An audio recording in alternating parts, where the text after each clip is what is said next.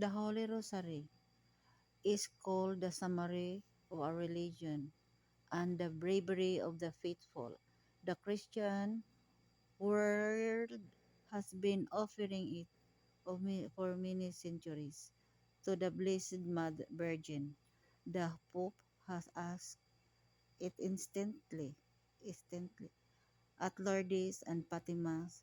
The Virgin herself urged it in all Christians with a fervent devotion, with the conviction of one who knows its importance and powers, knowing that you meditate on the mysteries of our salvation in communion with the Mother of our Lord, our Mother, Co-Redemptrix, Mother of the Church, you great family, Mary. Recite your daily rosary.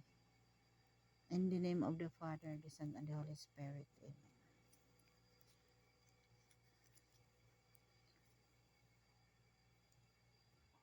Open my lips, O Lord, and my mouth shall declare your praise.